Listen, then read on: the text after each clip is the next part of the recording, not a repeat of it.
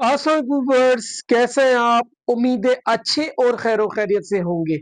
Bank से पैसे जमा या निकालते वक्त सिर्फ एक पल की लापरवाही आपकी सारी मेहनत को खतरे में डाल सकती है। सीसीटीवी फुटेज के मुताबिक एक आदमी मोटरसाइकिल से बैंक के बाहर रुकता है। ये आदमी अपना कैश बैंक में जमा करवाने आया था, मगर पीछे से दो चोर बाइक पर उसका पीछा कर रहे थे। विक्टिम जैसे ही बाइक से उतरता है, चोर फौरन हमला कर देते हैं और पैसे छीन लेते हैं। विक्टिम हिम्मत दिखाते हुए कैश बैंक गार्ड की तरफ फेंक देता है, मगर गार्ड सिर्फ देखता रहता है, कोई मदद नहीं करता।